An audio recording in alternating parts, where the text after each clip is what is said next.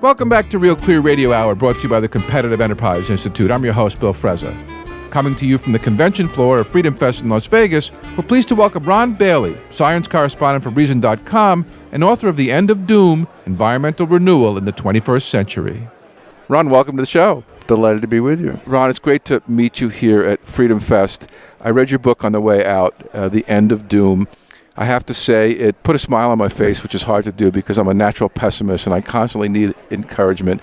And I want to ask you, why does doom sell? Why do we love when people get up and predict the end of the world? Well, let me start with an anecdote, if I may.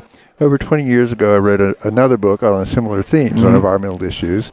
And after I was signing the contract with my editor at the time, and he said, Ron, you and I are both going to make some money with this book, which we did.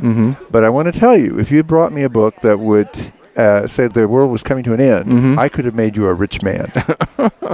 And unfortunately, you're right. Doom does sell. And part of it, I think, is in the psychology, evolutionary psychology of human beings. When our species was evolving on the plains of Africa, a guy would be walking by, they would hear a rustle in the bush, and he would go, oh, that's nothing, it's the wind, blah, blah, blah, and walk on by.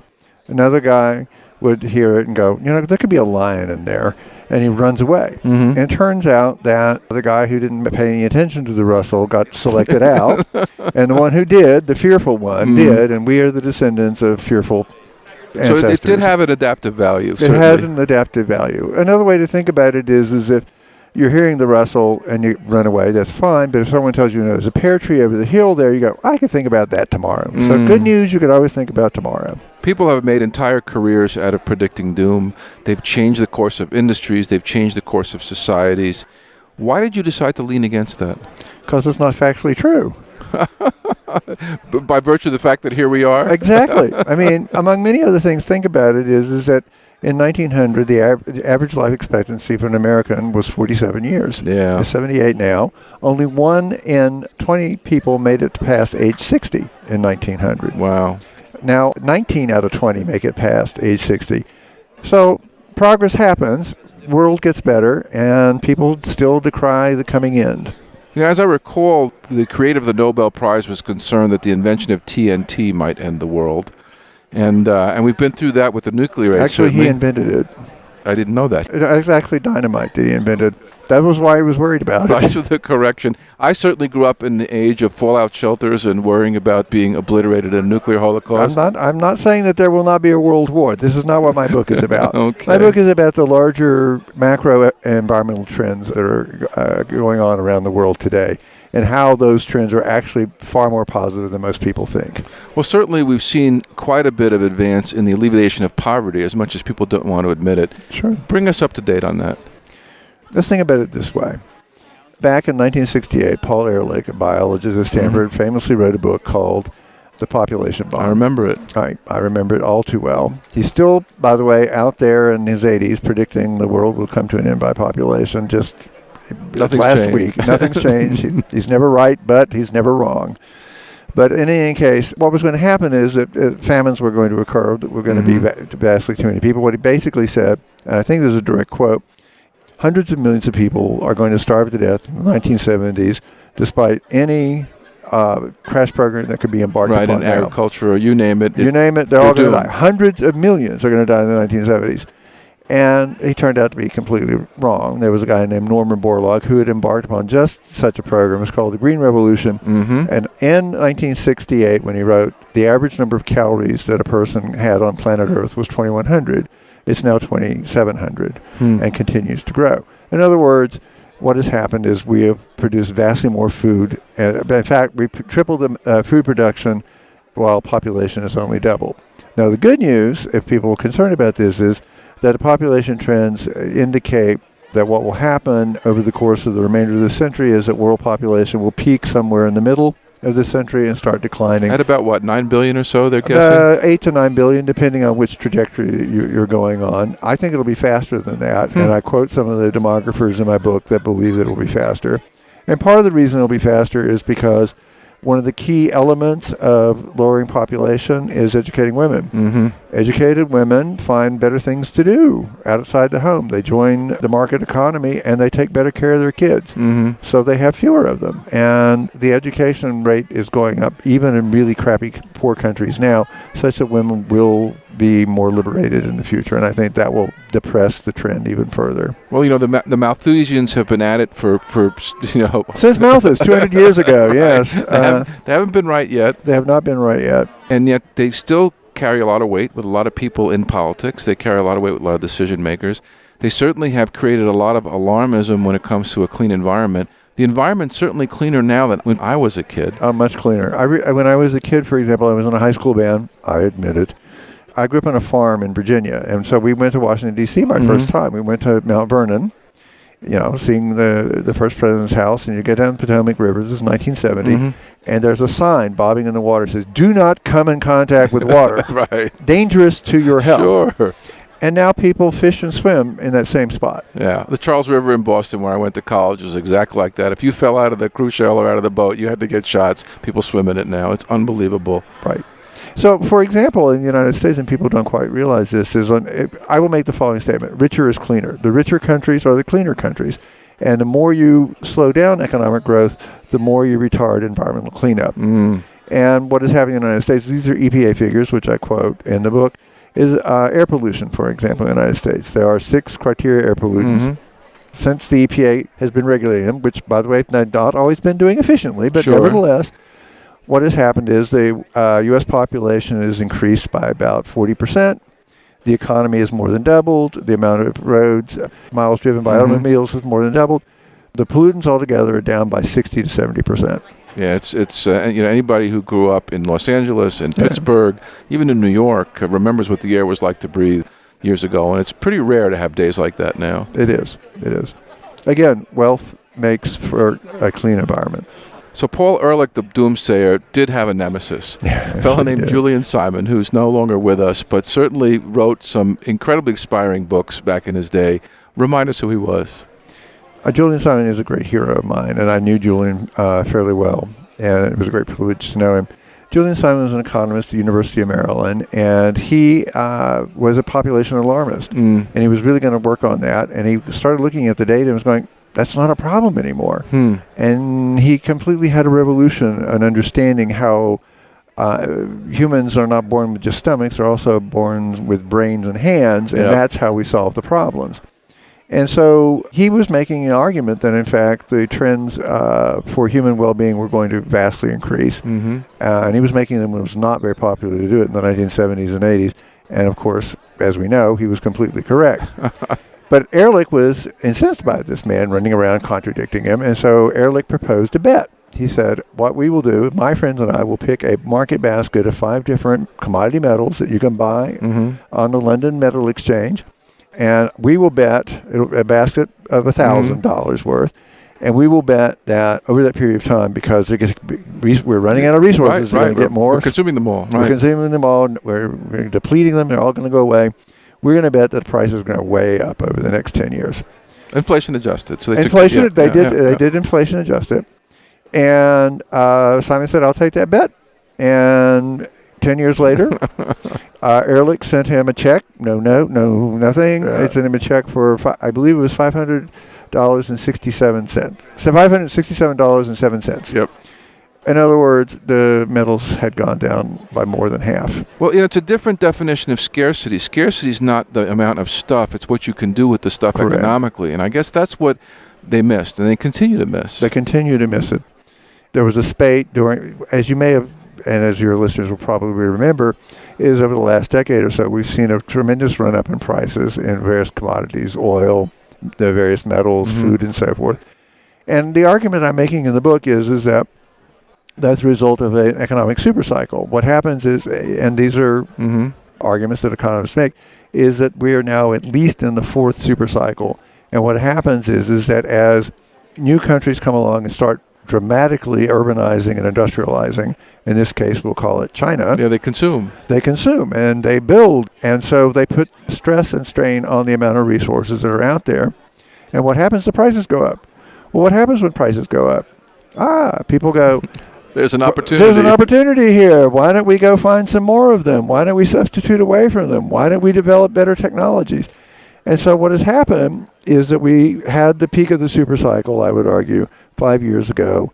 And if you look at all these commodities, essentially they're down to 50% cheaper than they were 5 years ago. Will people eventually stop claiming we're hitting peak oil, or are the peak oil alarmists always going to be with us? Alas, they will always be with us. There is no claim of doom that over the course of my life I have not seen recycled. So I guess there's money in it. There is definitely money in it, and I wish I could figure out how to take advantage, but I only can tell what I know is to be the case. So, Ron, when I was a kid, one of the most popular books was a book by Rachel Carson named Silent Spring, Yes. and it kicked off the environmental movement. I remember the first Earth Day like it was yesterday. She ended up getting DDT banned around the world, and this has had a lot of consequences. Remind us that story.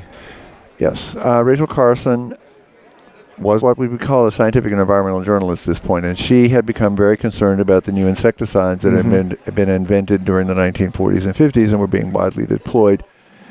What had happened, in fact, is that we got rid of malaria in the United States. People don't remember that we had it's not endemic a living malaria. memory. Yeah.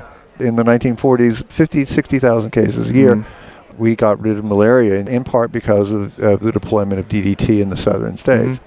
So a scant 10 years after that particular triumph, she had written Silent Spring, and she had become very concerned about the effects of these insecticides on wildlife. But another thing she was very concerned about was, would these insecticides cause cancer? And she made a very big deal out of that in the book. We now know, looking back, that that was not the case. That, in fact, exposures to synthetic chemicals, trace exposures, not industrial size exposures, have not increased the cancer rate in the United States. Now, how do we know that? Well, this may shock most people, but the incidence of cancer in the United States has been declining for 20 years. The actual incidence of cancer, not getting cured, but your chances of getting cancer has been declining. For a lot of good reasons. Some of them include people stopped smoking. They stopped smoking. They're eating a better, healthier diet. They're not hanging out in the sun all day like I did when I was a kid. And those cancer rates are going down. And so this trend will most likely continue. And what we discovered is her hypothesis at the time is that synthetic chemicals were causing a cancer epidemic turned out to be wrong. But it put the manufacturers of these chemicals in the position of having to prove a negative, which is a hard thing to do. You can't prove a negative, which brings us to the precautionary principle. I don't know if you know what the precautionary principle is. Remind us. I summarize it as follows. Never do anything for the first time. Never do anything for the first time. But wouldn't we still be living in caves if that was the case? Yes, easily. The problem with the precautionary principle basically says if I can come up with a hypothesis that this particular activity, usually an industrial activity that someone doesn't like, might harm somebody, you can't do it. But you can't know anything about something until you've actually done the experiment, until you've actually tried the work. Precautionary principle demands perfect foresight. We don't have that. We're not that kind of species, unfortunately. But isn't that why we elect central planners to run our economy? And they really work very well, as the Soviet Union and Eastern Europe demonstrate, and the paradise known as North Korea has shown. But basically, the way progress happens, the way human beings work, and the way each individually work is through a process of trial and error. Right. We learn from failure. We do not learn very well from success. And the problem is that the precautionary principle demands perfect success, and that simply cannot work. What are the consequences of that been on innovation? It slows it down enormously. It really does. Basically, it keeps us locked into earlier, older technologies that are probably much worse than the ones that we could be developing. Could be more dangerous, could be more harmful. We're just used to them. We're just used to them, and we're used to the risks, and there you are. For example, genetically modified crops. No one on planet Earth has gotten a cough, sneeze, wheeze, stomach ache, sniffle from eating any ingredients from current versions of genetically modified crops. And yet why are manufacturers running over themselves to slap labels on their cereal that says GMO free, and there's at Whole Foods with whole aisles making sure there's no GMO? What's that all about? What has happened is the public has been bamboozled by sellers of doom. In this particular case, various environmental organizations have, with all due respect that some of them I know might be sincere about this, but they're spending money out of it. You don't make money if you're a doom organization by saying the problem is solved.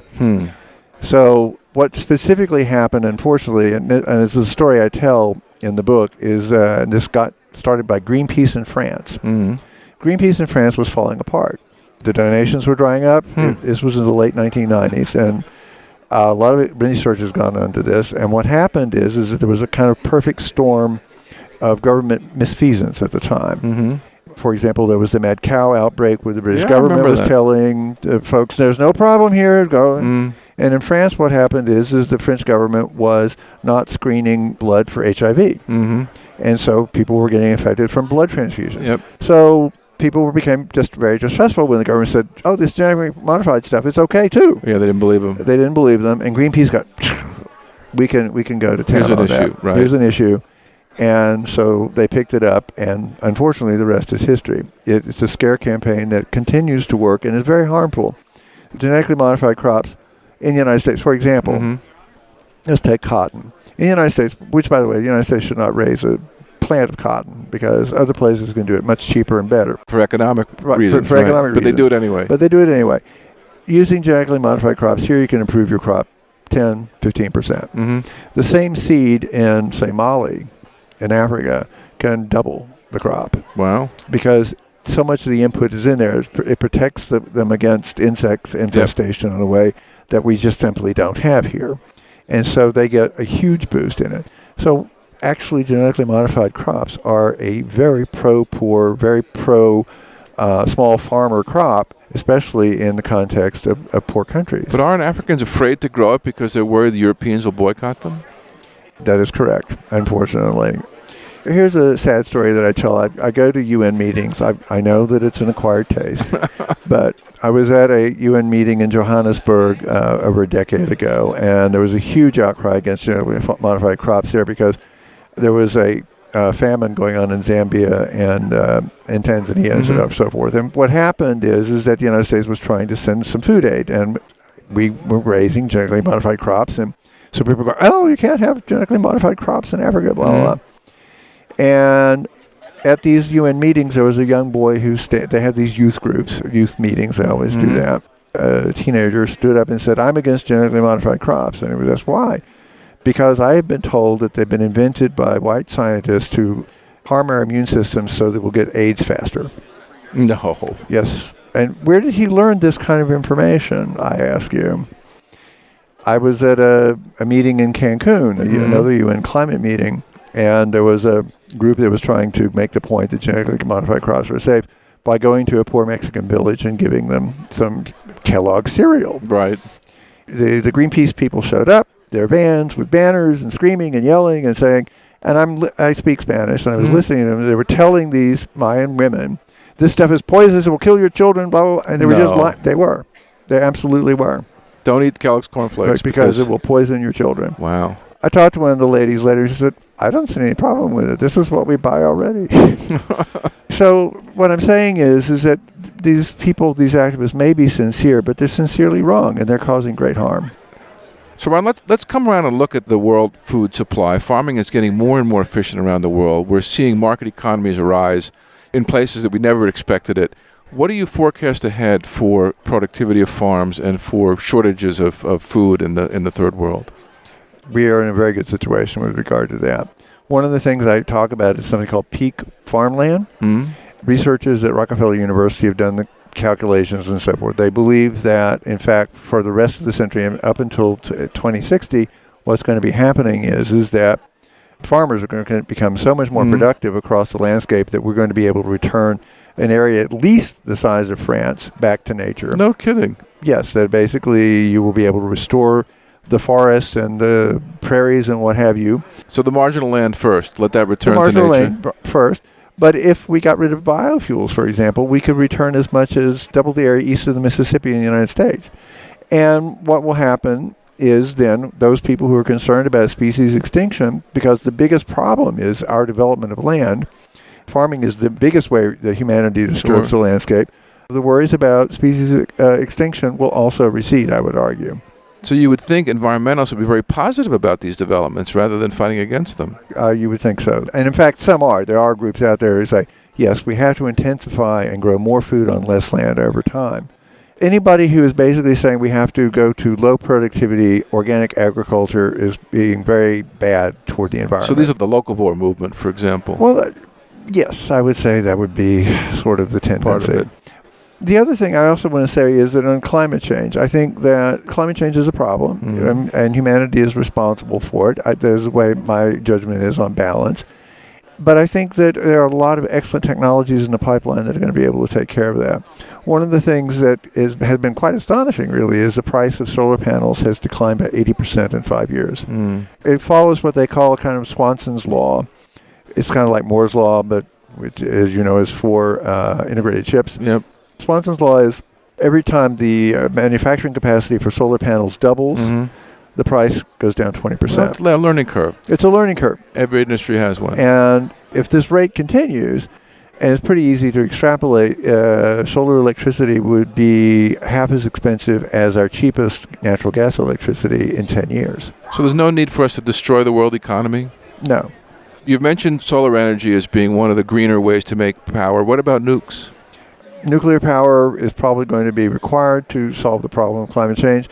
And the good news is there are some fabulous new, very passive safe designs out there. Unfortunately, they're probably not going to be built first in the United States. Sure, we haven't had one built here in a long time. We're having 4 being built right now with great government subsidies, by the way. But other countries are very interested in this, and I suspect what will happen is that as soon as China or France come up with the new reactors, the Americans are going to go, wait a minute, we can do that. Right. And some of the designs, for example, include thorium fluoride salt reactors, liquid salt reactors, where basically they can explode. I won't go into great detail, but they can explode. And if they overheat, they basically stop. Shut themselves down. They shut themselves down. Nothing escapes into the environment. It's a very safe way to go. Then there's the traveling wave reactor that's been designed by Intellectual Ventures, and they're working on that. This actually uses nuclear waste. And what it does is it creates a wave of plutonium that goes notionally through the reactor, creating heat. And that wave of plutonium is nanometers thick. Notionally, you could set it aside for a century. It will burn up the nuclear waste, producing electricity, and then you could throw it away because the waste products left behind would be lasting at most 500 years. So, Ron, should I count you among the techno-optimists here at Freedom Fest? I think that would be a fair assessment, yes. Well, thanks so much for sharing your story with us, and thanks for being on the show. Delighted to be with you. Thank you for having me. That was Ron Bailey, science correspondent for Reason.com and author of The End of Doom, coming to you from Freedom Fest in Las Vegas here on Real Clear Radio Hour, brought to you by the Competitive Enterprise Institute. I'm your host, Bill Frezza. Real Clear Radio Hour is produced in conjunction with Real Clear Politics, America's premier independent political website. Real Clear Radio Hour is a not-for-profit, donor-supported program. If you'd like to help us expand, please stop by realclearradio.org and hit the donate button or contact us to become a corporate supporter. That wraps up our show for this week. Join us next week, same time, same station. See you then.